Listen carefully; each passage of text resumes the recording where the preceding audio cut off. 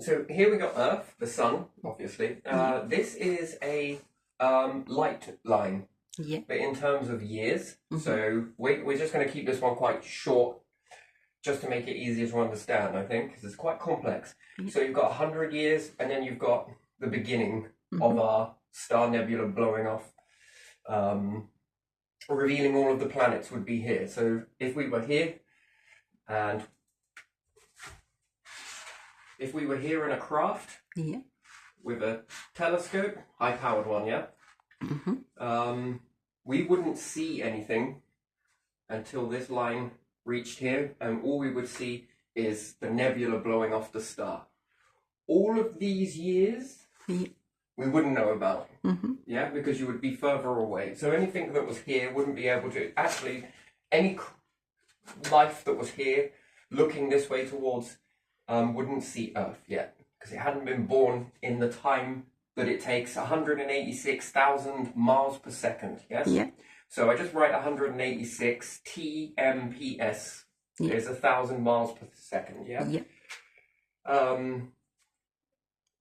So, where have we got in this? So, around what time roughly was Jesus around? Like 2,000 years ago, do people say? Yeah, Jesus would be around 0, wouldn't he? Around 0, yeah. In this timeline, probably not.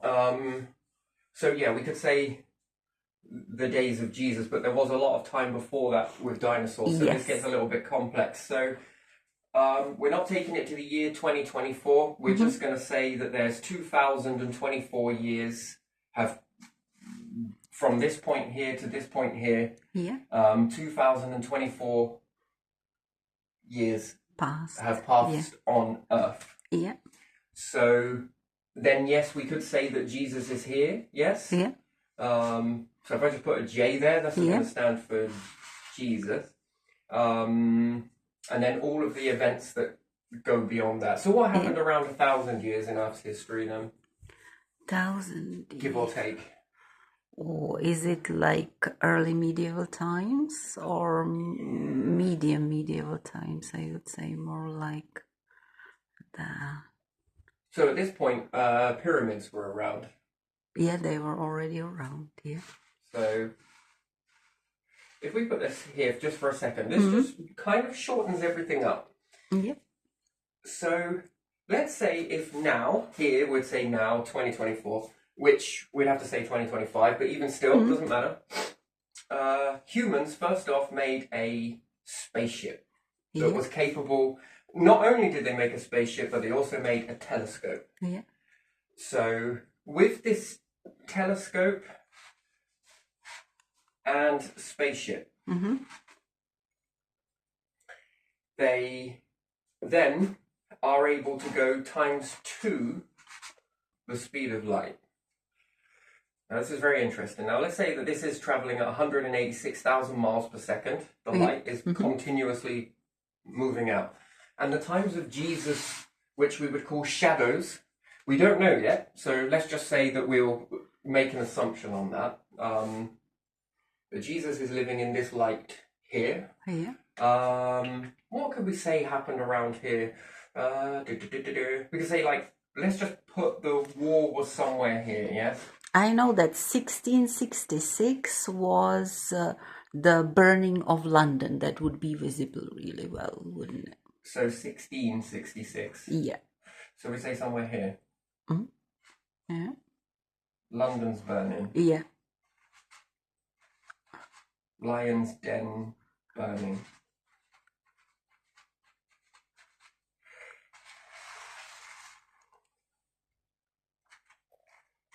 Now, we can't see any of this stuff at the moment, but let's say we made a high-powered telescope. Now, what's this telescope capable of doing? Well, we're capable of, from our perspective now, looking at a star, our nearest one, let's say being 80 light years away.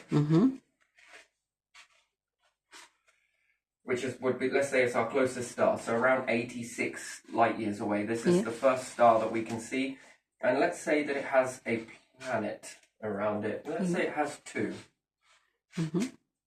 Now, with this high-powered telescope that we've got on this spaceship, we're able to see the planet in detail that is capable of seeing a stamp laid out in a field somewhere. From Earth, we're able to deal with the optics, I'm not sure, the light. We're able to dim the starlight down, if not actually remove the starlight with this technology. And we're able to heighten the light coming from the planet that's orbiting around. And the detail that we can see is like a stamp laid on the planet's surface. Yeah. Now, as we turn our telescope to that at 80 light years away, this star, believe it or not, has already exploded, but that light hasn't reached us yet. Yeah. So when we turn our telescope to this star and we see this planet, we're seeing 80 light years ago. Yeah. And we can see the planet. Let's say if we can assume that we can see the planet and it's no longer there because it exploded, but that light is still going to take 80 light years before it reaches us. So let's say that now that star exploded and is all gone. No more in existence, and neither are the planets. But in our now moment, it would take 80, let's say, years before we would see that. Yeah. Yes, because it would take 80 light years for that. 80 with the speed of light traveling at 186,000 miles per second. 80 years later at that speed, we would then see that star explode. But right now, we're not seeing that, even with a high-powered telescope. And we can zoom in, what's more, we can zoom into the planet with detailed clarity that we can actually see a stamp laid out on the surface. Now, what's interesting to me, this is a theory that I like to play with. I would go all out on a limb and say that there would be two things. Now, let's say that there was life on this particular planet. Yeah. Nothing special. Let's just say a cat or a dog. Depends on what your preference is. Yeah. So we got a very strange looking or not starting off, but and let's say that we can see that. Now, are we going to see it, or are we going to see its shadow in the light?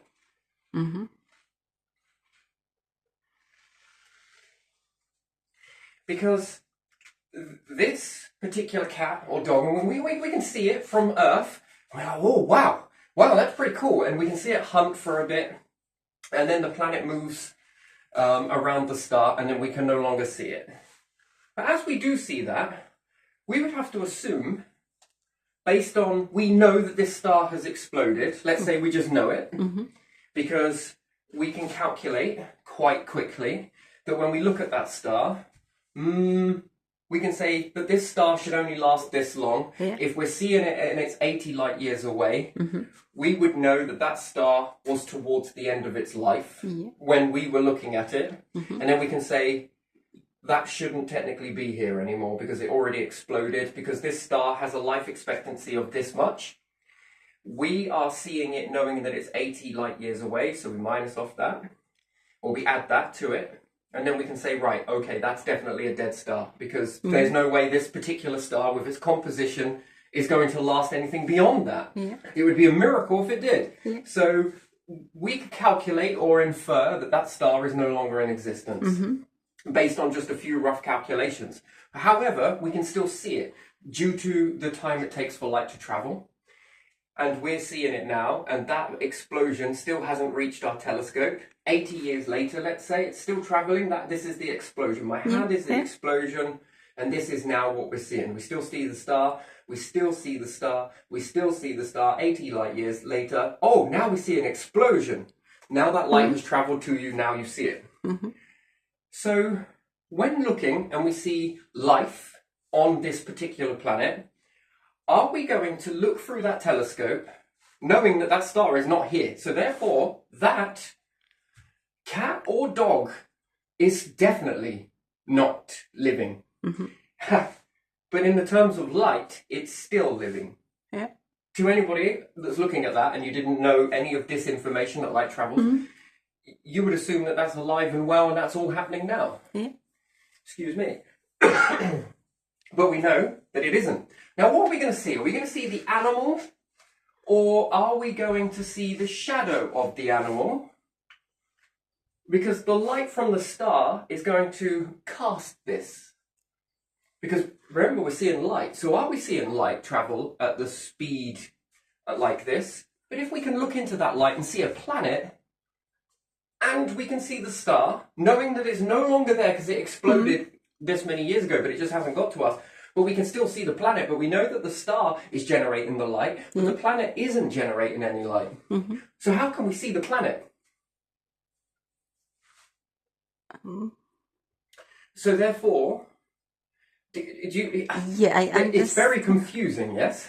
But think about moon. Moon has light from sun. So what do you see on the moon? Then, yes. Yeah. What do you see on moon? You see the craters, don't you? You see shadows, but also, if you could like go really close, you would see what's on it. Yeah, but it would be very strange for you to see a star but no planets, and then be like, oh, there's no planets there. Or is it the fact that there are planets there? We tone it down and we look a bit more and we look a bit more, and then we see the planet, and then we zoom into the planet and we can see down to a stamp. Then we see life on the planet and its effects within this. But we know that it's not existing anymore. This is definitely long but gone. The planet is definitely long but gone, and the star is 100% long but gone by 80 light years, but you can still see it. Dancing in the light, anybody? Love that saying. I love that saying. This is where my saying of dancing in the light. I like dancing in the light, because that's what we're all doing, essentially. Now, this is where it gets weird, okay? So, with that, you get a bit of knowledge that you are forever there. For as long as that light continues to travel. You are recorded. So you are etched into the universal print. And it's a bit like this. So we're living now in the photograph. But what are those little prints that you get that you can hold up to the light and still see the photograph? In the prints. What's it called? I forget what it's called now. So you take a photograph when you're old. Yeah. Okay, you go and get the film developed, and then you get the pictures and you get those little strips. Negatives, that's the one. Thank you very much. So you living is in the photograph. That's what we're existing, and we can feel, and we believe we're alive right now. Everybody does, right? We definitely feel like we're all living. But then that poses another question. But it seems like our negative is traveling out with the light, but our photograph is what we're experiencing now. Yes? Yeah. That is what we would say we're alive. Then after when we die, the photograph gets destroyed, but the negative is still about, yes? But this negative is like a stretch negative. So we're constantly traveling. Now, I've got to ask another question as well, because this is extremely strange, but it's not. But it is. This will bend your mind a little bit, because, I was sitting here thinking about this. So is there an Earth here, an Earth here, an Earth here, an Earth here, an Earth here, and everybody that has existed, that is in existence, is all on these Earth moments, swearing that now is happening now? So then is there truly a death? Is there truly life? And then which part of it is life? Then which part is classed as your soul? Is it the negative is your soul? Yeah. And is there a time then? Yeah. And as long as the universe is in existence, and let's say that the universe, I don't believe it, but I like the theory, because it anything to do with space, whether it's wrong or right, I kind of like it, because it's another way to look into somebody else's mind and understanding. And I don't feel I agree with it, but the string theory, where the big rip will happen and everything will it'll stop and the universe ends. Technically, it won't end, because then we'll become the lightverse. Because that light, what's it going to do? Borrow out? Well, yes, it can be absorbed. And do you know how that could be absorbed? if you have another object in the way of your light, Yeah. it would be absorbed. But there's a funny thing about light. It goes in multiple directions. So there might be a star blocking the light here, so our telescope wouldn't be able to see it clearly, but yet if we moved here, we would see it from that angle, and then maybe this angle, or perhaps this angle, or this angle, because the light isn't just traveling just one direction, like this. Yeah. It's in multiple, it's in every single direction you can imagine. So I guess in string theory then, that is like that then. Ball of string that has loads of threads coming off of it, more like a pom-pom. With each strand coming out is another piece of light, but more directions because it's light. It goes in every single direction. So that means your planet too. Every single direction. So if you were blocked, when I was looking through the telescope, there's a star in the way now. I'll be able to see. You know, very interesting, very interesting. So, you know, there's a lot of questions to do with, no, I'll go on to that one in a bit, but yeah, so let's say we made a spaceship on top of this as well. Like I said, high-powered telescope, wonderful. No matter how far away you are from an object, you can always see a stamped detail on a planet. No matter how far away you go from the object, let's say we make a telescope that is that great, yes? Awful amount of freezing, then there's stability. Oh man, there's a lot of technology to, it can be done. There's no way that it can't. It will take some time. That's definitely it. There again, time. This whole thing is about time.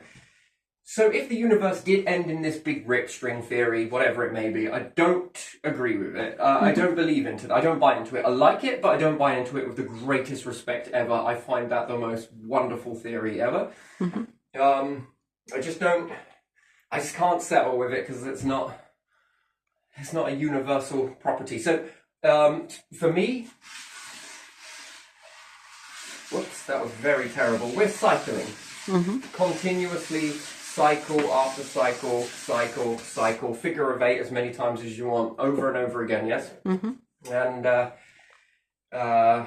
that's a shame because you couldn't see what came after. Perhaps you can, but you would need to get beyond the universe, and then the universe would have to be never-ending, which, again, I don't agree with it. Again, if we made a high-powered telescope that could zoom in enough, and you just kept zooming in, eventually I think you'd see the back of your head.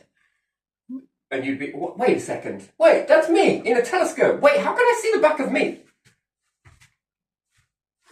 Right? So, you know, I think it's very tricky, the universe, and I don't think you'll ever find the ends of the universe, because when you reach one side, you start to come across the other side, and you can just keep traveling repeatedly. There is no limit. There is no edge of this universe.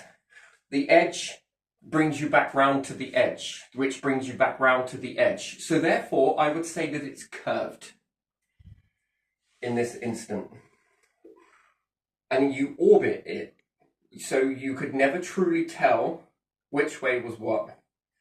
This is what anyway, and it's so big compared to your perspective. It's like dropping an ant. No, it's smaller than that. It's like a bacteria to the universe as it stands. Whew, try and find that. So it's so darn big, yeah. So with our craft, we can travel times 2 that speed. So let's say our craft can travel, I don't know, for what argument's sake, what could we say? 378,000 miles per second. That's how fast our ship can travel. Yeah, let's say that, 378 miles per second. That's how quick you can travel. So if you think about it, yes, the now moment is going to be moving with you, but you're traveling faster than the speed of light. So, to know about Earth's history, Earth's past, everything. I mean, for law enforcement, this would be a wonderful tool. By the way, it would. They would just know anything. Yeah, it's just wonderful. That's why the universe always sees. The negatives are always traveling. And then it's in multiple directions. So if any life forms were to create a high-powered telescope that was capable of seeing this far away. That would be very interesting, that they would be able to see in multiple directions which planets actually have life and their response. Again, very nice. So let's say this craft could travel all the way to this moment here. Before our light time and our light line and our solar system even came into existence. You'd also need an atomic computer. See some other videos about that one, where we take an atom, splice an atom in half. We've got two splices, one here, let's say. And we've managed to take some microscopically smaller than microscopic atomic leveled type of sticky mirror on this one. And it's pink, and we've got one on this one. Just so we can see its rotation.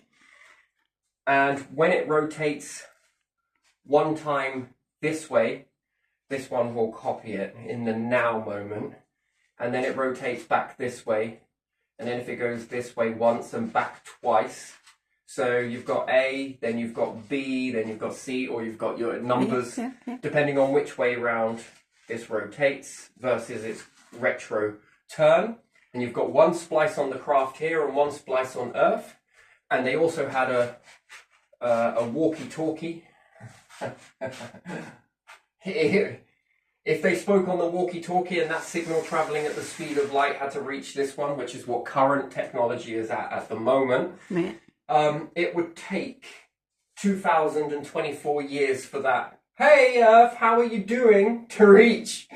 And then it would take another 2024 years for the signal to go back again. But if you had this atomic and an atom splice here, using a computer at the speed of light to read the rotations, and this one was to say the same thing, but in like a Morse code or in alphabet or in numbers, it would be immediately. The message would be immediate. And then you take another splice and another one, and you would give, so that there could be a backwards and forwards of conversation. You would need two atoms that are then divided. So you've got one half here, and you've got one half here, and then you've got one half here and one half here. So as one message is coming through, because you don't want to be trying to rotate this one whilst they're trying to rotate it, that would be very confusing. It'd be like everyone trying to shout through the thing at the same time. It's just not going to work. So you're going to need two. So this one is used by Earth to spin to send a message, and this side is used to receive the message. So this one is the receiver atom, and this one is the sender. And then this one would be the receiver in that way, and this one would be the sender because it would be retro. Sending, receive. This one sends, this one receives. So at this time you're writing a message from your craft, Earth could be writing you a message at the same time, and there would be no interference, and it would be a very clear-cut conversation without the speed of light getting in the way. Because the atoms are very strange. Anyway, so it doesn't seem to be any lag, which you would need if you also built this telescope, and you also had this ship, and you also had the capability of travelling twice the speed of light. Once your craft got here, let's say it would only take a week before the first light from the nebula being blown off. So we'd see a cloud, probably wouldn't see it just here yet, but that would be the star inside the nebula, and then when it puffs off its nebula, there's Earth. There's the beginning of our solar system, now being viewed. What a movie. It would be the #1 watched movie. Any life form that came about after that would watch this movie. You would then begin to see how the evolution of your solar system began. What happened? Did the moon crash into the Earth? Oh, yeah, it did. Or, no, it didn't, but it got really close. Where did the moon come from? Well, it seems that the moon is now coming from over... Oh, wow, there's lots of stuff. Did you know that there was 4 planets the size of Jupiter, but they all got exploded? They all got cast out the solar system. You would then begin to start to know things. Then, let's say that's the wow moment, right? All of that movie being made and it being recorded, it being sent back to Earth, this being seen for the first time. Revolution, man. This would be incredible stuff to see. No longer it be a mystery. Now you start to know. Now we're in the knowing age rather than the thinking age. You see, we had the Stoic age. That was all before any of this technology helps you. That's the Stoics, the great thinking, yes? Yeah. The going out and thinking. Then it would change to the whole knowing age. So the thinking age, and then before that, there wasn't much thinking really, was there? There was a bit more just the being in this sort of fight or flight. I'm sure first humans were very much fight or flight, you know, always on the go, always scatty little things, yes? And real time for survival and trying to... Wonderful, and we get to see all of that. We get to know where humans came from, how the earth... So, I mean, seeing this all being created first, the data would come in. You could then have loads of science, CGI, computer renditions. You could then have lots of... anyone that was watching this stuff and wanted to take it in and put some more detail in, because it wouldn't be the best quality, but you would have the baseline to understand what to put into a better quality one and make it yourself. CGI version. Wow. And then, as time went on from your perspective, you could either go forwards a little bit, and then you could get to the point of Jesus and the pyramids. And who built the pyramids? And if you could see the individuals, you would know what they were wearing, what they were eating, how they were hunting, what food they were growing, where they were stashing their treasures. Find the Knights Templar, everyone. We've got to find them on the earth somewhere. Where's all that treasure they put away? You would know every secret. And then, if you could read it from a stamp, you could read documents. Yeah. Don't go outside with your documents. If you want something to be secretly safe, you don't want to be outside. You don't want to be in any light. Light is revealing. But there again, you can't help it, because even if you were in the light seeing this, and you have an atom in you, I call it the heavy atom. It's very interesting. There's lots more I want to cover on that, but it's for another video at a later date. I'm still building this one as we go. Lots of weird and wonderful stuff is going to come from that. The one thing that I have put there is just temporarily, just so that I... it's an Easter egg. It's a symbol of what I drew with the Tevis. Yes? That is just an Easter egg. It helps me to remember in the symbology of it.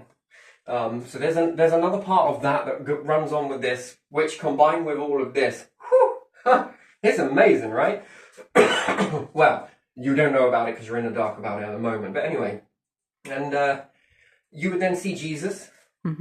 If true or not true, well then that one we'll find out. We'll find out who did what. Yeah. Because most people are in the light anyway. And now that is just one part of it. So what else would we know? We'd know who built the Mayan calendars. We'd know if there was any ET visit Earth at any time. Yeah, we would see all the great walls, buildings that are now buildings. hidden in Amazonia. Maybe there are some more. We don't know. What about the stuff that's under the ground that we don't know about? The Mesolithic, right? When you think about how deep the Mesolithic is, and if there was anything beyond that, let's say that there was a gamma ray burst at one point, the Accordion era. No, not many people know about it. Anytime I bring this up to anyone, they're like, what are you going on about? It's like, there's apparently a great big supernovae burst and a gamma ray burst hit the planet Earth, let's say, and it caused quite devastation and it knocked out quite a bit of life, except for the Nautilus. Is it Nautilus? Was it at the time of the sea everywhere? Yeah.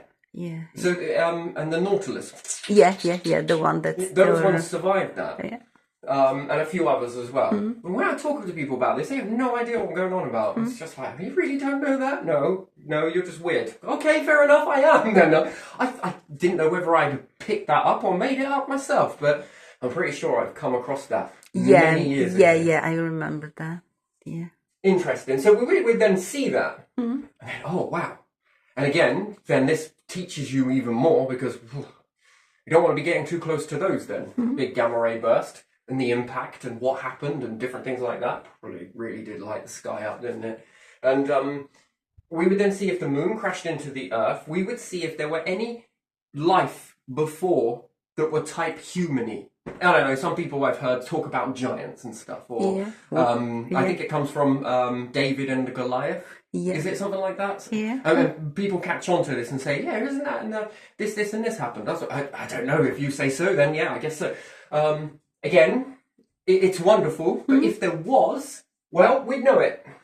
We'd all know it. We'd all know all of this together. And then each and every single time, so we'd see the wars, we would see London's burning, we would see the Great Plague and how they responded to that. Anything that was done out in light, you'd see it. And then, most certainly, because this would only be one, so it'd be generalized capture. So capturing generalized. But this would push something for humanity. The knowing wouldn't stop there, because then everybody would want to see their individual family. Everyone, your bloodline, your generations. And the only way to follow that would be to watch it from here and go backwards while recording at the same time, capturing all of that. And then you would have to focus on a certain family and then sort of follow them about as they moved around while you're positioning. Who knows? And then you'd have to go backwards for each and every single family. Maybe, oh, this person come from here. Oh, right. And then their family, right? Then they dated with this person. Oh, my God, you were in trees. You know, so it would go all the way back. Everybody would want to know this. Because the history that we do know is kings, governments, what else do we know? Elite power families, anybody who was famous. Yeah. We only know of these individuals and who they come from and who this is and who your father was. But do you know anything about your own? No. Nope. So do you know how far? Most people I ask, this is very interesting. When I was growing up, I asked a lot of people, do you know who your family's family are? Like how far back do you know of your family? Well, only to my grandfather, my great-grandfather, and my mum talked about this, this, and this. Other than that, that's where it stops. Then I say, royal family, name them. And they go back, Henry VIII, they say this, Catherine, and this, and they can go back much further to one particular family. And power and then families. I ask them about other families that you know. Do you know about this person? Yeah. Do you know who his parents were? Yes. But you don't know about your own. Again, that is, we spend so much time filling our heads up with other people's families that we know nothing. We let go of our own. Yeah. We let go of our own heritage in order to learn somebody else's, which I find that weird. I find that a very strange thing for a human to do, that they would focus on so much more on somebody else's family. And in power families, they learn their lineage. Yes, right. So we've got this. Yeah, not but just royals. for us, we don't have any time to learn it because we're too busy learning all of this stuff. Yeah. Because we by and large, we are forced to do this. This is why I think that a national curriculum in schools should be that children should be allowed to see their heritage. Let them have studies where they find out about their roots. Let them have their birth certificates. Let them have a day where they try and find this out. But again, that wouldn't be very fair because this horrible thing called slavery is, it wouldn't make it, in a culture where we are turning into a multicultural landscape, we are not allowed to learn about your history because it wouldn't be fair, because we don't know about certain individuals' histories and they don't know about their own because they were, say, captured from here and then turned into slavery, and then their history has been lost. So, or they have no chance to go to the countries because those countries are not safe these days. this would fill in those blanks. And I think that as a piece of respect, I think that the nations that were put into slavery, I think it's a long way, but I think that they should get first dibs on finding out their backgrounds. Right? Anyone that's lost their heritage in this, I think that it ought to be done that we send a load of probes out that, you know, find this missing link and trace back their family heritage, just as a way to sort of bridge the gap. We might not be able to do much about it now in that aspect.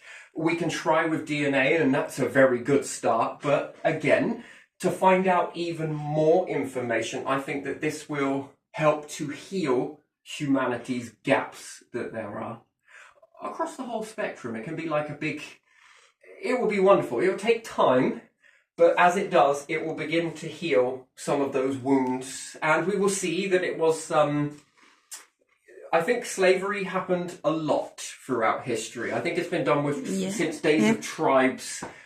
When we understand the way tribes used to be, there's going to be missing gaps in history, especially if I came from a tribe, you came from a tribe, and our tribe was taken over, let's say, by another tribe, and then they took over it, fought and pillaged, plundered, usual, horrible histories that we've got. I think that is a sort of, you are then brought into it as a sort of type slavery, isn't it? It seems to be widely done. Yeah, it is. With this sort of, I think that we got to look at that somewhere along the line, that is a part and parcel of humans. It's just the way it is. I think that is, but this has a chance to fix that. That's been one of the things that I hear a lot of, is how could you fix that gap? And my only thing I can give you is this. But it would take some time. And then it would have to be over a lot of chance, right? That if this was all true, which so far it looks like it is, where you can see this many light years away. Now, if these were existing within the light, it would be very interesting, to be honest. But then would you just see moving objects across the planet? And no, you would only see moving physical land mass, but you wouldn't actually see anyone on it. It'd probably be a ghost town. But I don't think it will be. I think that No, the light shows you would have been shadowed everything. and silhouetted, moving within the light, so therefore altering it. And if the light's bouncing off of me and you and this and that, it's releasing a spectrum, isn't it? Yeah, it's Spectrometry, Spectrometry, yeah? Spectrometry, whatever.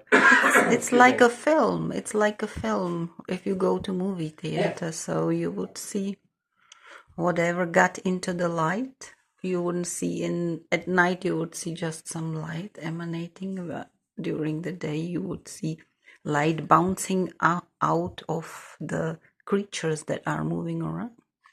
But the one thing for me, it's just very fascinating that when children can learn about their history with X amount of birth certificates being collected over time, that there should be some studies done, not studies, but just a lesson where the kids just get to pull all what they know about. It would be a very interesting thing for them to learn, I think, to know where they come from. And again, with the climate the way it is, that would look like that wouldn't be very fair. But then if it isn't, then we would have to stop then learning about other families too, power families, different things like that, because that's not fair either then, is it? With this fairness, which then falls into fairness. So whether that causes a problem or not, that's something completely different. But so we tend to learn about our culture's importance that might not be relevant to be important to us on a soul level, who you are and where you came from and what you do. But I think it solidifies it in your mind that you are to obey this family because of this reason, and you are able to obey this because of this, this and this. And I know it sounds like I'm having a right good dig or bitch, which I'm not. It's just fact. Call it what it is. Unapologetically, that is what is going on.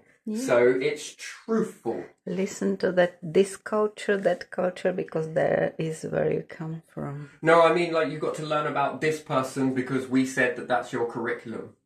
That you will learn about this, but while I'm letting go of this here, my heritage, to learn your heritage, that's what we're doing. That's what we're all doing. And if we were to ask people on an individual level, which would then be democracy, and we were to say, do you want to learn about your own family or this family? People are going to pick their own. I think that's just the way it is, and who was important in their family, who are not in mainstream or here or there or in the curriculum, but have done some very wonderful, fascinating things to support society. Nonetheless, equally, not anyone above the rest. You see, that's where I see it, that we'll move into an era of where everybody is equal, which we are.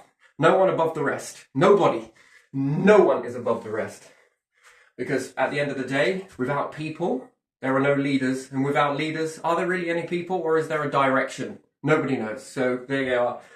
So again, with all of this is a very interesting sort of way to go. And then what would you want to see in this timeline if you had an opportunity to pick something? Because, at a part, there's going to be loads of people who are going to be gripped. I think it would be the most watched event if it was all live. Again, how would you get that to be live? Well, we would need to be able to send the data back in the now moment. Unless you could send the craft there at this much at the speed of light, capture a load of stuff, and then send the craft back again. Or you make an atomic computer that then starts sending ones and zeros, zero ones and zeros, which then start basically building an image, which then turns into a flick book, because that's what videos are all about, is basically a flick book of pictures, which makes movement, doesn't it? And our eyes are so terrible that they are so slack in that. I often wonder if dogs, cats, rabbits, bunnies were to watch the TV and they're at a different ratio, do they see that like flicking really slowly?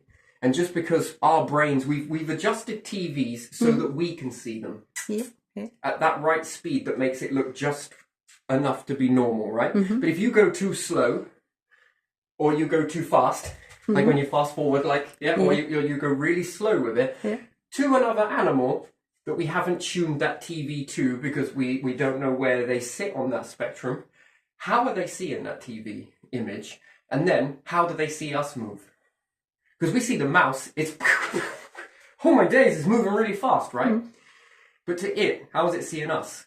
It must be seeing us move really slowly. Or to a snail, it must be seeing us move. And it's really weird to project onto everything else that it's all seeing the same thing at the same time, at the same speed as what you're seeing everything move at. And its life speed is also different. And then what's its thought ratio?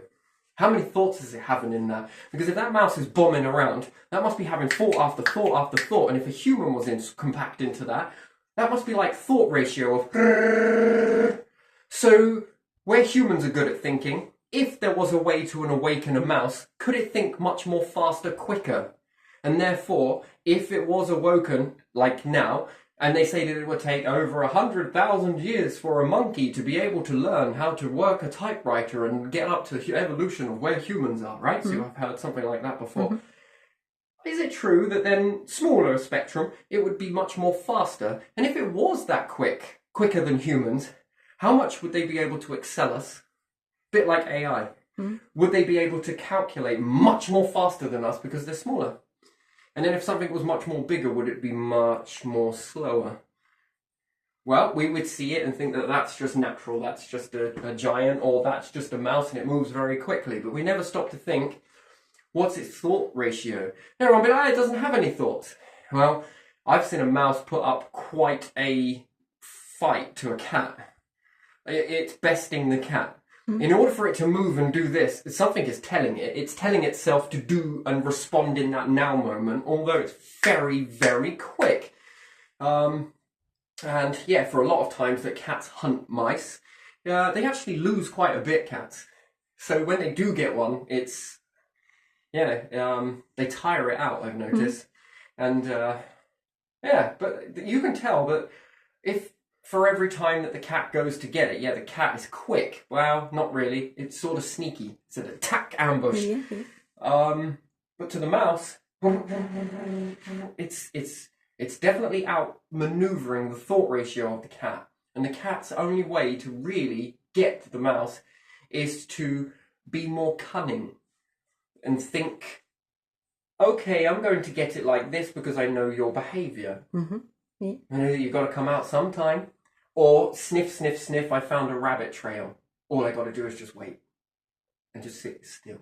Just be very quiet, make sure the wind isn't here. You know, if it were to come to it that a cat had to run after the rabbit would win. And one, on its jump ratio, and two, it's quite a thump as well, and its ability to scat from one way to another, to another, to another. So I think the rabbit would win. So the cat knows this. So it has to think a little bit more cunningly, doesn't it? It has to be a little bit more ambush. So I've seen him go for mice, I've seen him hunt rabbit, and I've noticed he's a sneaky little shit, is what he is the way he hunts. It's very sneaky. He finds the areas that they're at, and then he sort of hides up. And he sort of really blends in, and I got to be still myself, and then just wondering what he was doing.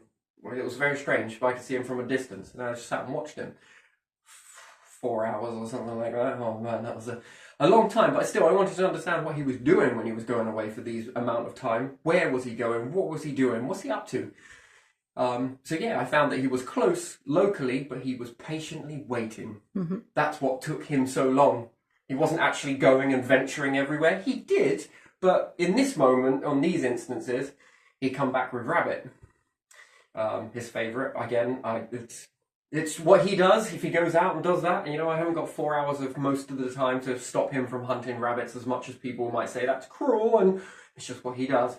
Yeah, I've noticed that his way to get them is find where they dig their little holes and their little Nesquik cereals everywhere, which is a nice way to say it, I suppose. He sniffs those out, and then you can see this trail in anyway. It seems to be quite a well-used area. And then the rabbit comes, and a few of them come. And then, yeah, he's out there very quickly, and he's got one in his mouth. And then that's it. And then he's sort of mowing with it in his gob, and then he drags the fucking thing back. Never eats it there. He always brings it home to eat it, which, again, very weird. Very strange, right? But I would have thought that you would have eaten it there and there, but no, got to bring it home. Cats always got that behaviour to usually bring things home to eat them.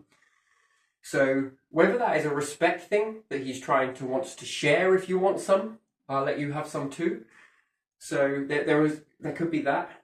And also not contaminate the area where he might go sometime later. Again. What, to tell the others? Yeah. Yeah, if they see dead rabbit, they might not want to come out of their warren, let's say. They will go another place. So it could be that. But then why not move it out of the area? Why take it home? Do you know, or take it to the place that you are usually at? Safe place. Yeah, I suppose it is a safe place, but in a day where there's no predator, so there must be something triggered in the psychological understanding of cats. Then there must be something in there to take it home. And yeah, he will eat things outside as well, or in the garden, but he'll be back in the area where you can see him. So very interesting. Don't know why I got onto that topic, but yeah, the speed of their thought process is what it was. So, whereas we all focus on AI being quite a thinker. Well, yeah, let's not stop there at thoughts. What's an ant's thought ratio? How quick is that?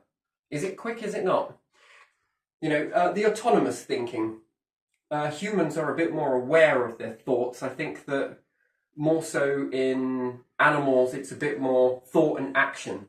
It's being driven in that moment. You know, like when I make these videos, I'm in that now moment, and I'm talking.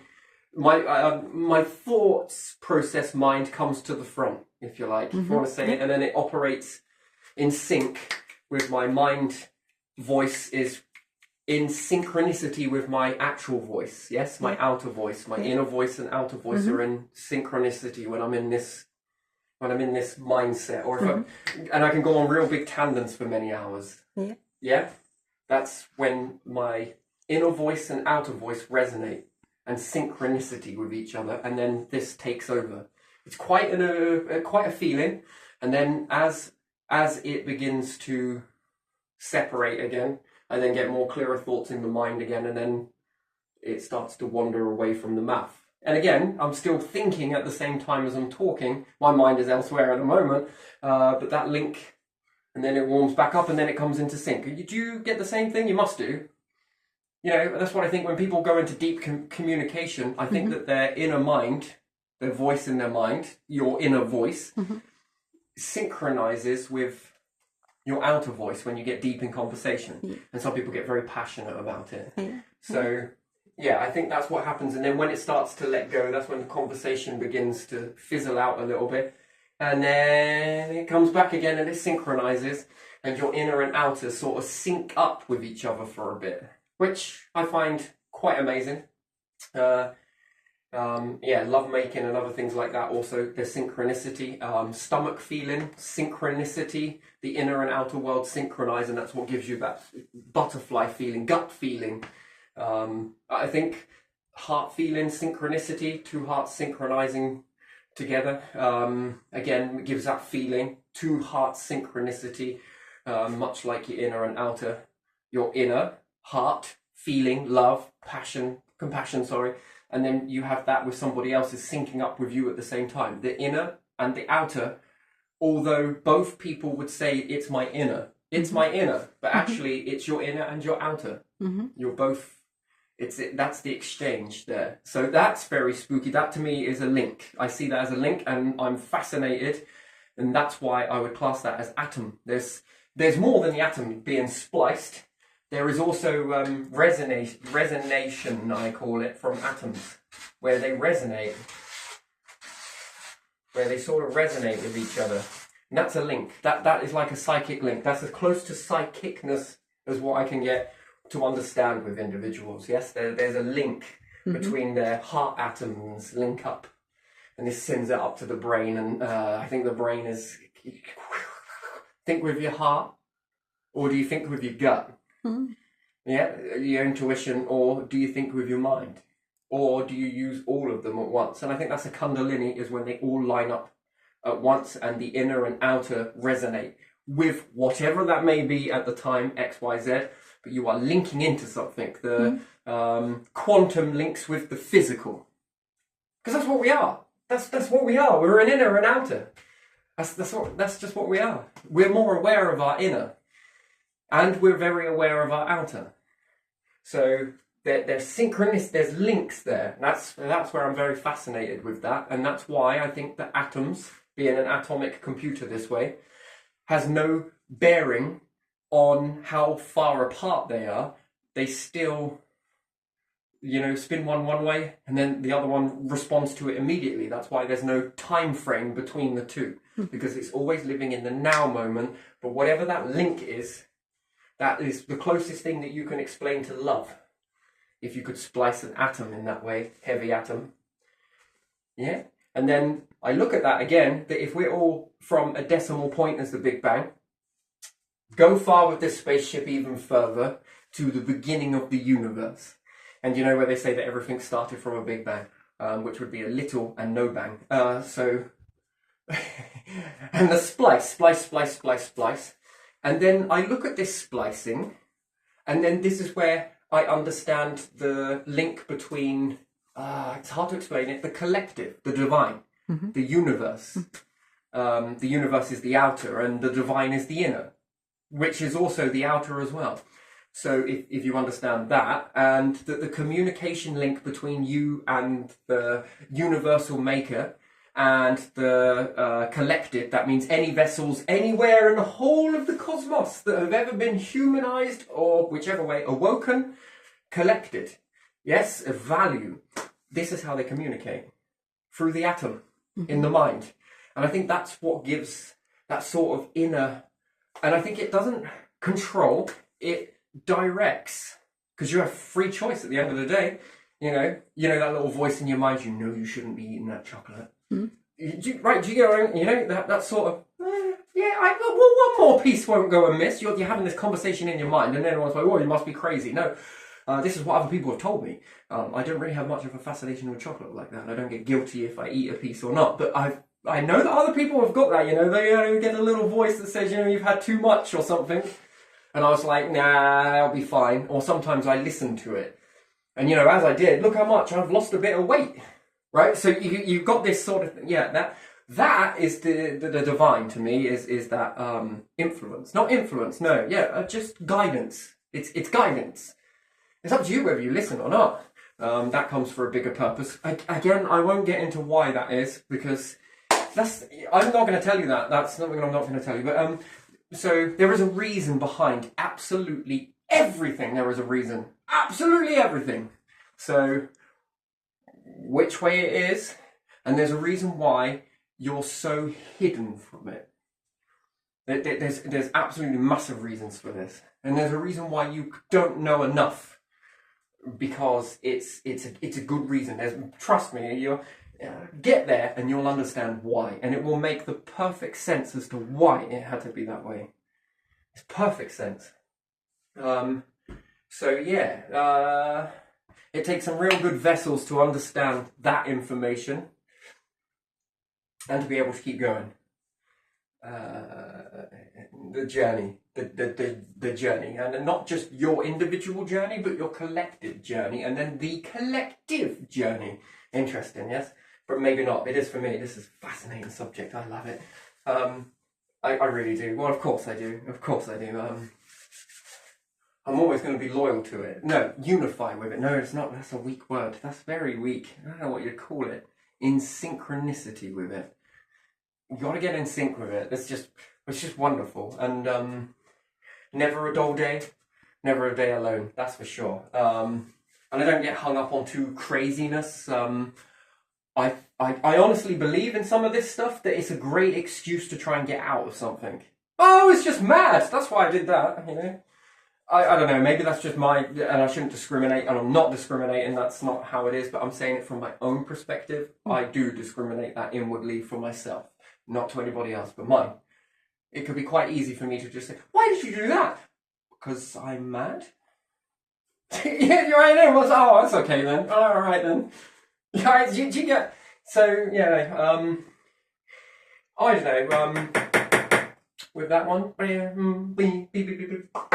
So, yeah, there you are. So, I think that this has a lot to be, you know, to leave you imagining, to think about this. And yeah, I would label this as a theory. But I have written this, I think, on a couple of my Facebooks. Which one? I don't remember now. Perhaps it was this one. Perhaps it was another one. I've spoke this before. And why am I reliving it? Because I've never really done it in a video. I think I only wrote this on a post. On quite a few posts, actually. This fascinates me, this. Mm-hmm. Doesn't mean that I don't stop thinking about it, because I do. This one's in another part. Do you get that? You get that where you've like got things in the mind, well, I must do this, or I go and do this, or I wonder about this, and this, and perhaps you read an article and you're thinking about a lot of jumble, yeah? Mm-hmm. There's a lot of stuff you're juggling around, mm-hmm. Yeah? So, but this is one of them, and then I wonder how. And perhaps it's probably because I feel like I know what the answer would be to this, so I'd like to have a guess. And I would like to trust my guess. And it could be wrong, like string theory or something else like that, or it could be right, like string theory.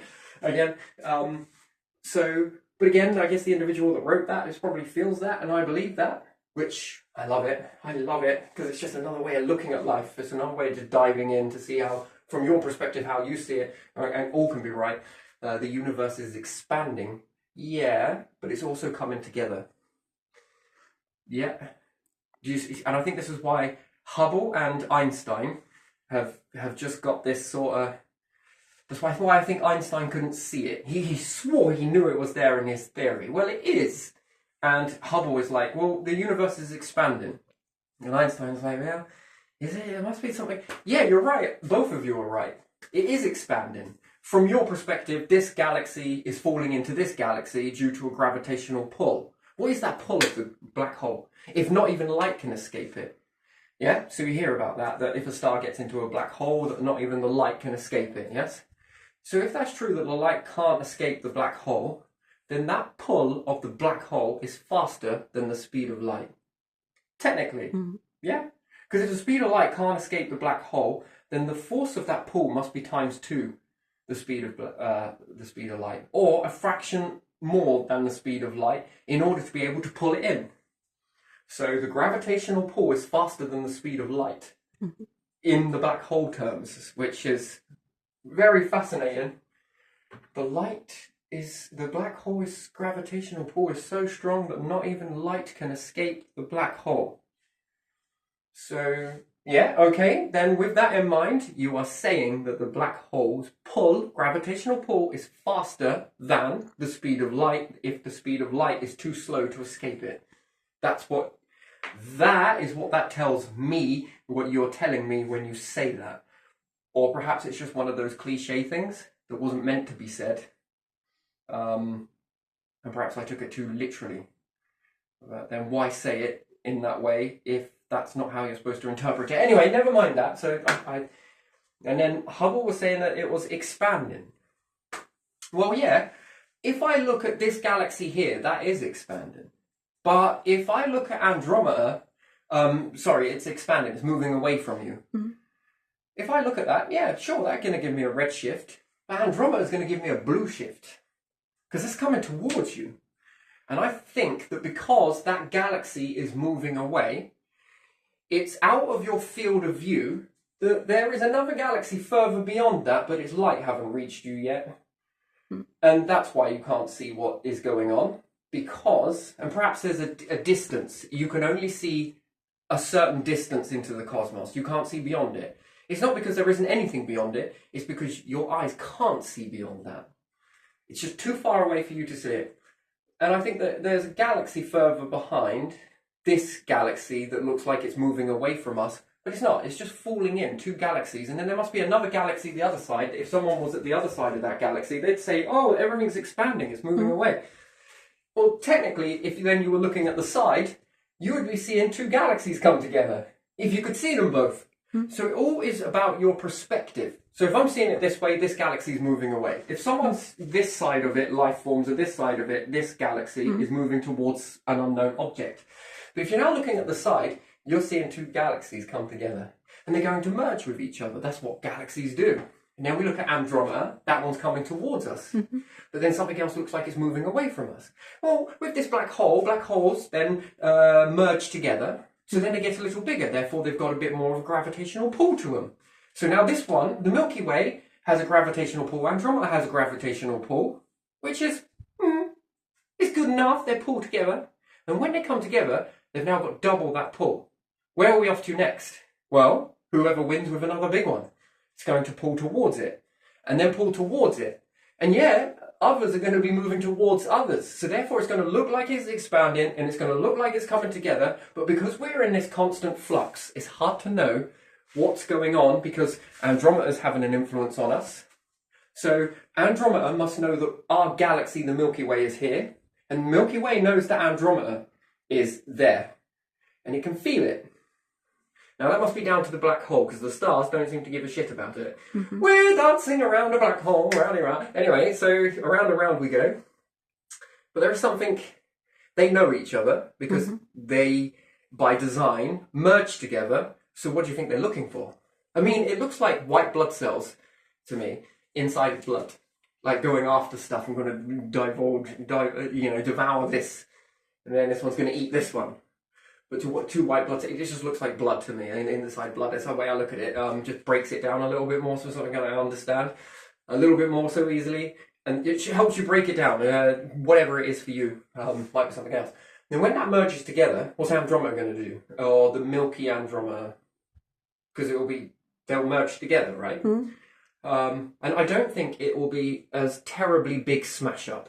I think it's very smash uppy closer to the black hole, but I think further away from it, I think stars are kind of like, go away you, go away you. And if stars don't have binary stars around them, that's because they've never had a merger yet. So if two galaxies haven't merged, they then don't become the sort of binary, trinary. So I think you can tell a lot from a galaxy, how many times it's merged, by how many stars are orbiting each other as well as the black hole. But I think stars are very much, oh, go away, don't get so close to me. You, don't get so close to me. But black holes are like, come here you, come here, give me a hug. And stars explode on their own and are very sort of much want to be on their own. They like to be twins, but they also like their own time. They like their own distance. They like to be unique from one another. But black holes, and they like to die alone, stars. They like to try and explode alone. Some take others with them. The exceptions to the rule. Black holes, however, to me, they seem to want to die as one. Doesn't mean that they don't die on their own. Some probably evaporate, although I'm not sure. I don't know if I believe that either, that bit. I think that they all, eventually there's one massive black hole left in the universe. Very minimal stars. All the stars have, and I think stars fuse. Black holes defuse. So black holes will take matter. Fuck me, they'll even take helium as well. And hydrogen. They don't care. They are not prejudiced, but they prefer matter. And why do I say they prefer matter? Well, they love each other, don't they? That's matter. They're attracting to matter. So matter likes matter. Weird. But when they come together, eventually, they like to take a star, which is mass, compact mass, and they like to try and separate it. and they go the reverse. So hydrogen that makes helium. No, black holes do it versus iron, and then separate, and they go all the way back down to hydrogen. They'll also suck in hydrogen too. They don't care. They will have that. They'll also absorb that too. They like to hold things, and they hold on to them. And stars are the fuses, if you like, of matter. Stars create black holes, and black holes create the stars. And that's a cycle from one to the other. Now, a bit like the tortoise and the rabbit, the hare. The story of the tortoise and the hare, where the hare rushes off, gets a head start on the race, but then has a bit of a snooze. So in the beginning, stars are so fast at what they're doing, and they start to create a dense mass, which the mass then goes crazy, which then drives the gravity, which then brings about neutrinos. Lots of planets around the neutrinos, which then really do just want to pull out the star. The star, rather than exploding, it implodes due to all of this material. It tries to pull it all in, the influences of the planet's mass against the stars. I think this has an effect. That's what causes it to create the black hole. So the more stars you've got, the more mass you've got. The more mass you've got, so therefore there are not black holes in the beginning. There are lots of stars, but not many black holes. And as a result of this, the stars in the beginning are a bit eggy shape. Egg shape, break an egg into a pan, and the way it's all in that sort of shape. They're not this uniformness that we see today. That comes from there being presence of black holes. But remove black holes, and in a lot of gas, stars are very much, they look more liquidy, as opposed to, it's hard to explain it, rather than more spherical? Wait, say that word for me. Spherical. Spherical. Yeah. There you are, there you are, yeah, thank you. I'll have to hear that a few more times, there's a lot going on. I think they're more egg-shaped as opposed to that shape. And then when they explode a little bit of matter into there. And then the next star gobbles up some of this matter in its nebula when it first starts. And then it's got another element in the universe. And then slowly but surely with them keep doing this, then you've got hydrogen and a little bit more hydrogen plus helium. And then you get up to like silicon. And then you keep going, and then you get up to, now we've had so many stars now doing this fusion process with the gas, and they live a little bit longer, and they live a little bit longer, and now they're exploding on iron. And now with all of these different ingredients, there is not only now one star being made in the nebula, there are multiple stars, which we call planets. But yet these planets are failed stars. Each one wants to be a star, but only one winner. Perhaps two, but still only one winner usually. And then these other bits of debris, junk we would call, then start to go on to make planets. And then the more and more planets, because there's leftover material, the star got to create it into a star, but didn't use up all of the debris, which is more dense than the gas. So there's more of it. Then you start to get a neutrino, because this one particular star now with all of this junk around created more planets than you can ever imagine. It's fluky, but it happens. Then you start to get your first black holes. Now with these first black holes, that's why these stars are a bit more egg-shaped. Then we start to get more and more junk, more and more mass, more and more denser matter. They make more planets around the star. And with this more planets, and plus another star as well perhaps, this is causing it to have a bit more of an effect on that star. And when it goes to explode, rather than explode, it implodes, which is fluky. Then it creates the first black hole. Now with this first sort of black hole, it then begins to order the stars in its nearest vicinity. And then they begin to orbit it. And now the stars start taking on a bit more of a shape that we are more accustomed to now. And then with the more and more of these black holes that start to appear, and then they start to cluster. They like clusters of stars around them. Well, of course they do. And I think that black holes use the magnetic fields of the planets to make their way to the center point of where the most stars in their orbit create a sort of gravitational vortex within the middle of them. It becomes heavy. There's a certain heaviness in between the middle of all the stars. That's why there's no point in a black hole eating a star. It wants to get to that middle heaviness. And that's for its survival. So it climbs the magnetic belts to reach that part where it's the most... If you've got a large amount of stars in this area that are a bit ununiformed and a bit scatty, in the centre of that, there's going to be a happy spot for the black hole to try and reach to. That's why they like to get there. And when they do get there, this then has an influence. The push from the black hole versus the pull from the black hole, and the push from the star versus the pull from the black hole. And there's this push-pull effect now happening. And then they begin to orderly orbit the black hole, and then they start to take in order. And then I think the black hole bit by bit gobbles these in between, and then the more of these, this one feels quite dense, but because the Milky Way is slightly smaller, perhaps, Andromeda's bigger, I think the black hole wants the center of that. That's why it seeks it out, and that's why they merge together. Now they've got an even more heavier, denser matter, because they've got even more stars, because they've merged. When they merge together, that's even more nicer. And then they'll seek out something else, because they want to be the center of the universe. So yes, stars are very slow in the beginning, but when they get going, there's more and more and more and more of them, and therefore there's more and more junk being left over.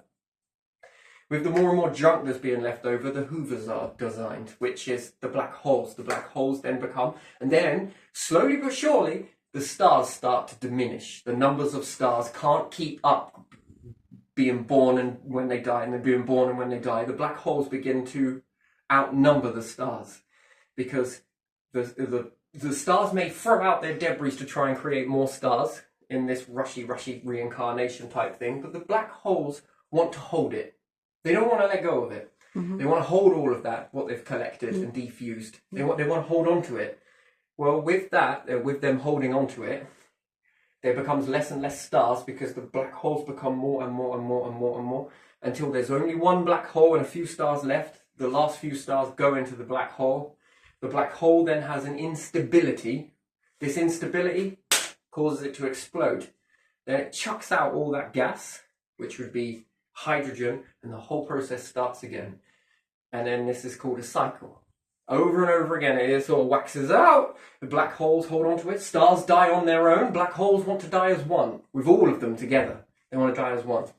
And that comes from the instability. And then I think this is why this is a cycle to me. This looks like a cycle. It feels like a cycle. So that the universe has a guarantee that it's going to constantly be in existence. It doesn't want to die. Neither of them want to die. Neither stars don't want to die, nor do black holes want to die. And therefore I look at that and call that life. And then there's subcategories of life within inside life. Life always supports life, no matter which way you look at it. Here, we are living because life is supporting life. Then you would be like, but this planet is... What about the rest of the planets out there? They're living, aren't they? Yeah, but it's byproduct. It's few and far between. It's getting there. It's getting established. But yeah, so everything goes in the black hole. So that light... That's going to end up in it, because the black holes will be the mass of the universe, the size of the observable universe. And if you survive that long, till you're that single black hole in your geode ship around it, well, you would have to have only 1% of all life would ever be able to make it around that black hole. Only 1%, and that's if they were sharing. So if you've got the final black hole with a few stars, right, and they're ready to be gobbled, and then you've got your geode, your spacecraft. 0.1% of life forms would know how to deal with going inside there and exploding out with this. So once this star's been gobbled up, and this one's been gobbled up by this craft will go into it. I don't think there'll be an instability, because it would use the mass of each other to keep the black hole whole. Then this craft goes into that. But it has capabilities within it that it doesn't get devoured, and it doesn't become defused. How do you not know that this does not cause the instability? What came first, the chicken or the egg? What came first? These or this? Is the process truly eternal? Or are these life forms the ones that are responsible for the cycles? And therefore, I will bid you, and anybody out there, that you would never know. It would be like trying to figure out what came first, the chicken or the egg, which really wouldn't, to be honest. It's like asking you what come first. What is first, the black hole in that part of the cycle or the stars? And then which one is the natural universe, the light or the darkness? The scattered and separate or the singularity? Which one came first? And then inside here is a lot of hydrogen gas. And this is the observable universe. Quite big. Well, maybe there's more around it, perhaps a bubble. But then when these go in it, and then it's still darkness because you're in a gas cloud. And then the next stages after that is lightning. There's a lot of lightning. That's what gets the whole cloud going. That's what creates the first few stars, is this friction. This friction then is causing the fusion of the hydrogen. The first thing that gets the universe going is lightning in the gas cloud. The same way that you take a lightning strike and put it into oxygen, it fuses the oxygen molecules together, which then causes ozone. Yeah. Well, do it in hydrogen. I think the fusion process would rely on electricity, lightning. Lightning process, and then when all the gas has been fused using lightning to create helium, it would then convert the hydrogen into helium, and then from the helium, but you just need more and more and more and more power.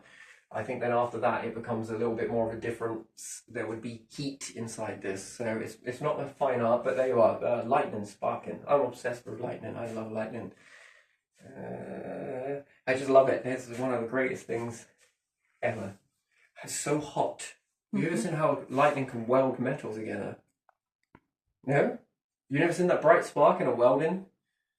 That's interesting. You fuse things together with lightning. Lightning will fuse a lot of stuff together. Yeah, there's also defusing as well, but by and large it fuses an awful lot. Lightning is quite a fascinating thing. I'd say more static. This is where Einstein, I think, was going with static. I think he was thinking more along the lines of static electricity. Like a balloon rubbing together, causing all that friction. Wonderful, isn't it? So yeah, and then, yeah, so 0.1% of life, I reckon. 0.1%. 0.1, yeah, no, 0.1, maybe, there you are. I think that is here.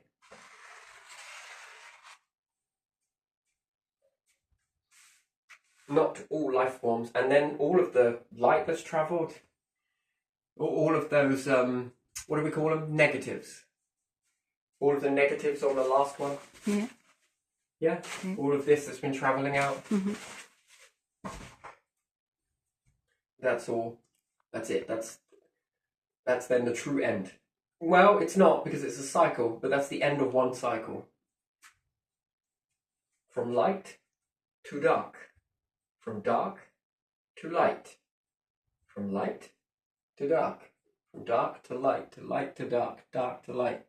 So the universe, and then coming into the fact that if you could see this from a perspective of the universe, do you know what it looks like? A strobe. On, off, flashing. But then seeing that at the right ratio, if you speed it up, it's a strobe. Flash on, flash off, flash on, flash off, flash on, flash off, flash on, flash off, flash on, flash off. What else makes those flashy sort of, no? Anything inside the human anatomy or everything atoms, do they make that sort of flashy, flickery sort of look to them? Maybe, yeah. I'm not sure. It's like a strobe. A strobe light.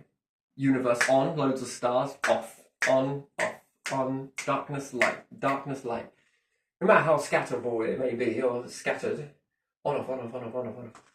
Bit like blinking. For a moment there's light, darkness, light, darkness. And it's never truly dark. You don't know how dark it is. Do you know that? It's never actually truly dark. Even now that the sun is no longer out in the sky. Did you know it's still not truly dark? Because we're in a universe full of stars. Yes, there is darkness there, but there is still light. You would be surprised that no No life form ever experiences true darkness. Never. It's never. You never experience true darkness. It's a very weird. So everyone says, "Oh, my eyes have got to adjust." Yes, yes, they do. The only reason why you can see when it gets dark and your eyes adjust, that is because there is still light. It's just very minimal, but it's still there. It's still there. Just your spectrum, I suppose, where you sit on the spectrum, just isn't. It just isn't. Because if you could see that at night during the day, it would be almost impossible to be out in the light because it'd be too bright. So you want to be somewhere in the middle of that spectrum. You want to be able to tolerate the light during the day, and you also want to be able to see a bit at night. Sort of somewhere in between. Mm-hmm. You want to be in between that. Even underground, it's never truly dark. Isn't that weird? Yeah. That is something, isn't it? That's really something. True darkness, I think it'd have to be artificially done. I think you would have to make sure you had zero light, zero anything getting into your environment. And I don't think that would be, I don't think your eyes would adjust terribly well. It would be almost like you wouldn't be able to see anything, nothing. Whereas you can make things out, but that's due to light. Yeah. I don't think we ever experienced true darkness. Wow. So yeah, that's something for you then, isn't it? So there you are. So yeah, what a tandem, what a beautiful video this has turned out. For me, this has been fun. I have enjoyed this. Is that everything I wanted to cover? Yeah, I think it is. So what do you think? What do you think if you reach to this point? Do you think you see silhouettes? Do you think that you see people living as they were living? I think you see people and animals as they were there, because the light falls on them as well. Yeah. And creates picture like in movie theater. So you see movement, you see buildings being built or whatever, and volcano explosions and stuff like that. Yeah. Oh yes. And then I got to ask you one more. When is a true death? And which bit is really living? And which bit isn't? So even after death, you are still etched into the light codes of the universe. Travelling out there until you're absorbed by another star or a super black hole. What do you reckon? You are recording. Maybe that's when it's all worked out, when the last black hole gobbles everything, all the light and all the recordings. You will get nothing past the collective. Nothing is hidden.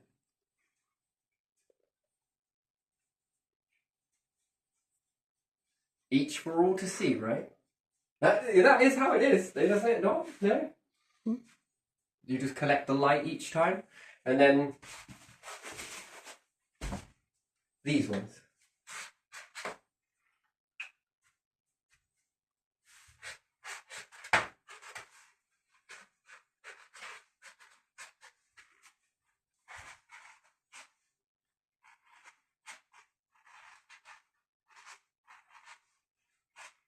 The light collectors.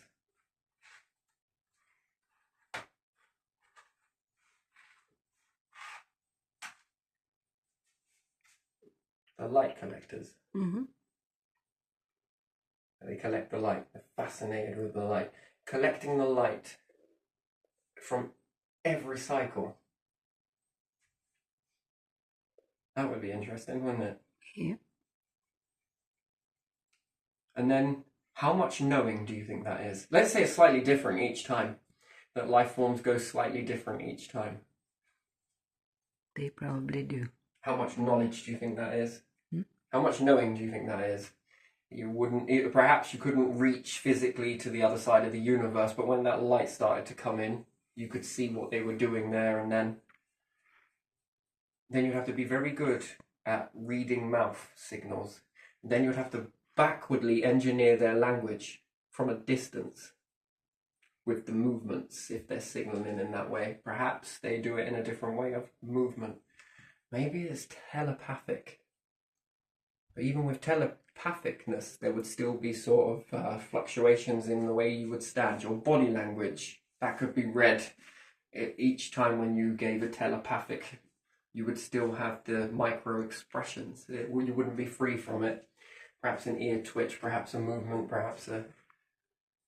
And then you realize, that means he's just told him or her or it or shim, because it could be hermaphrodite, and have just told that person, I think, to go and get that.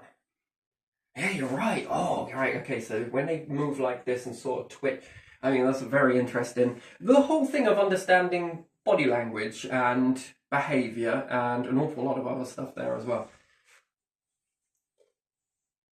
And then knowing their composition, this is the next bit, this gets a little bit more interesting. Knowing what part of star they came from, what part of gravitational influences, what type of gases they grew up in. If the universe created them once, do you think these could create them again?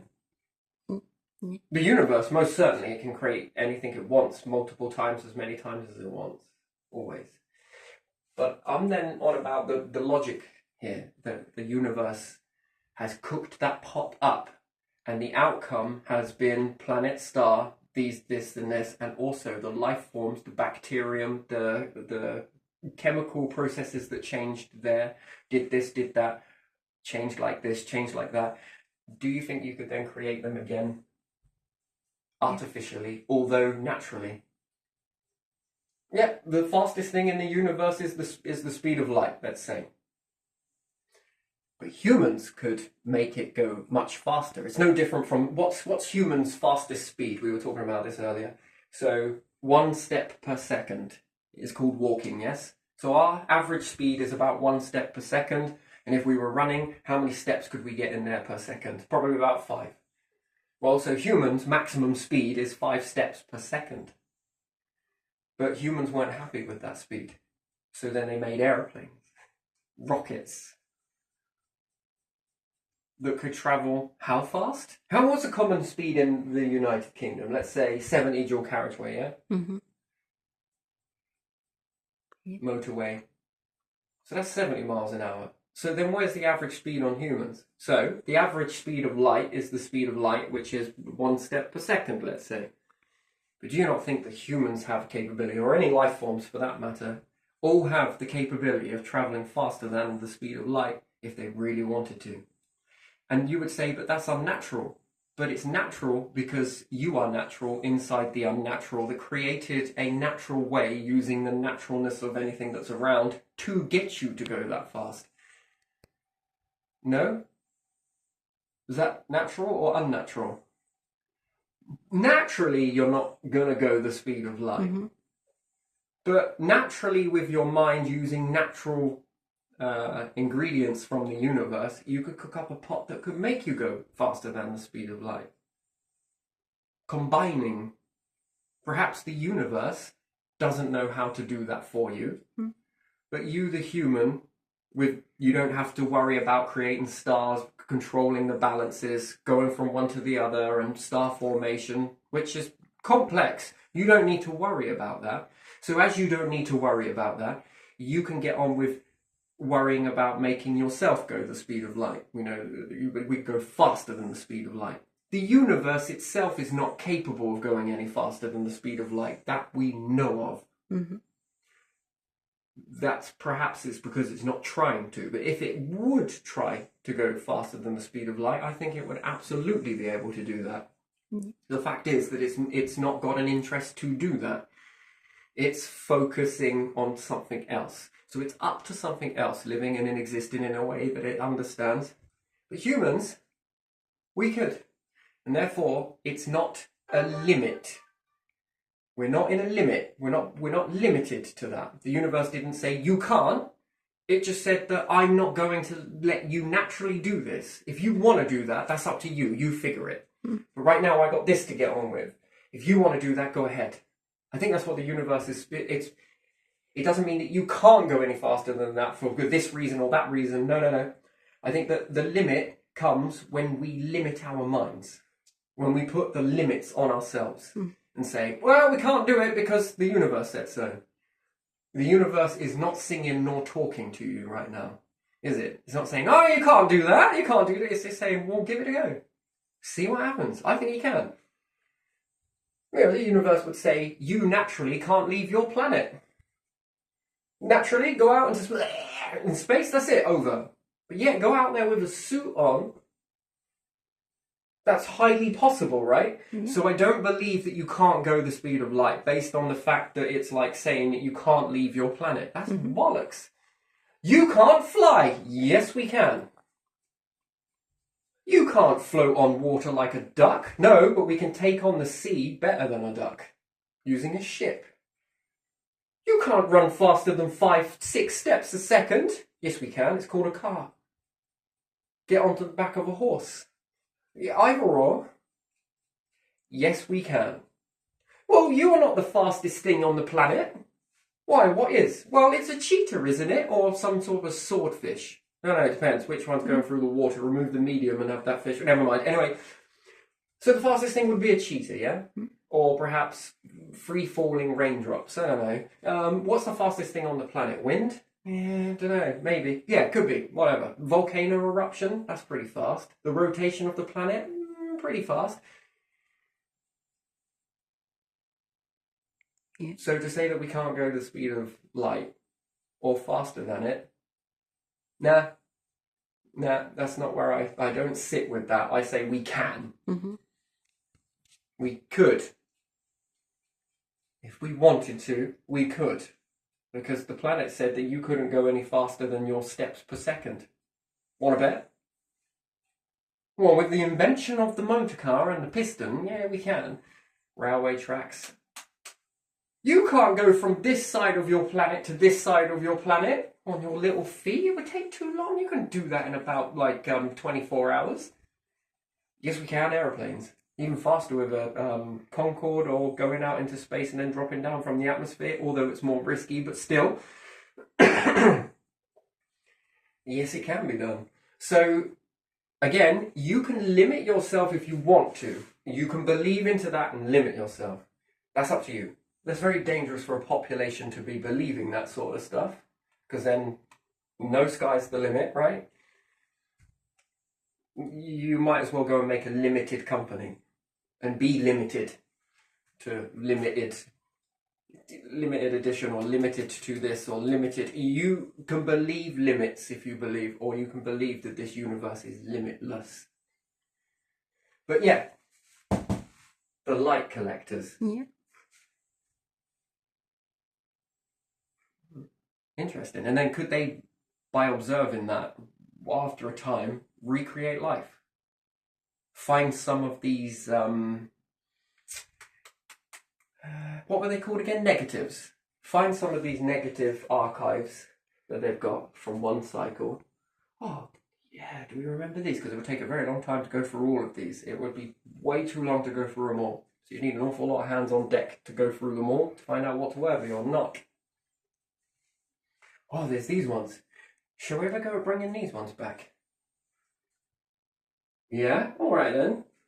Can we bring these exact individuals back by setting up an apparatus, an arena, by making an artificial solar system that is exactly the same as theirs, with the exact same meteorites that went in, because we've got it here in all of this negative. We can see the way that one came into existence. Because we want to make the exact same individuals that are in these negatives. So we've got to make the same events happen again in order to bring these individuals back. And they should follow a same pattern. Predictable one. Very predictable. And if that turns out to be true, well, okay.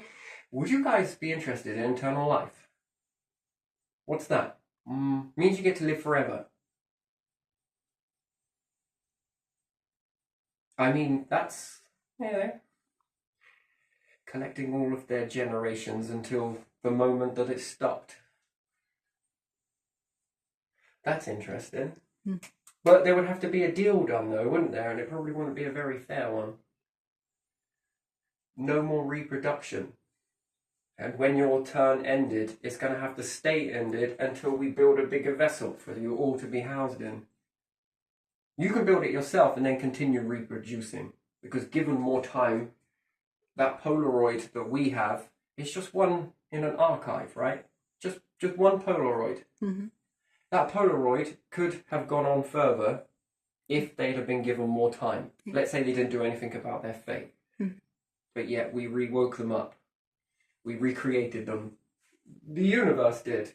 But we just redone what the universe did. And then right before they're about to end, we go down and save them all and move them to another planet in order to give them more time.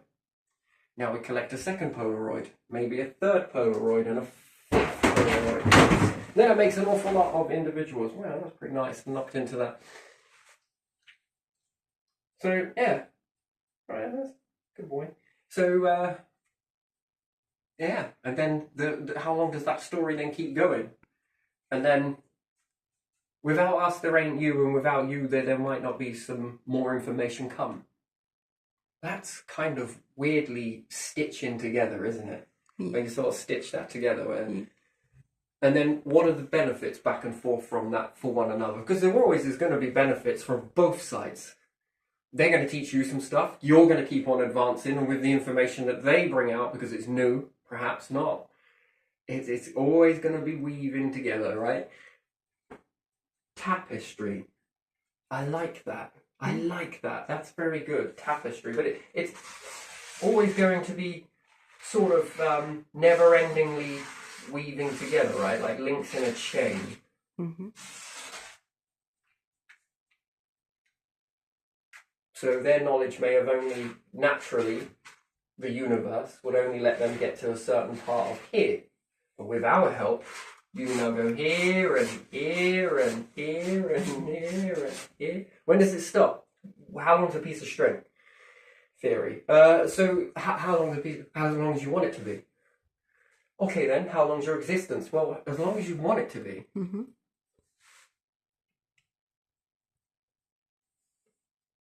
Wow, that was a very interesting topic. I'm going to leave this one here, because I'm going to just leave this here, because I feel pretty good after this one, and I enjoyed this. This was very fascinating. So, there you are. But what do you think? What do you think? Yeah.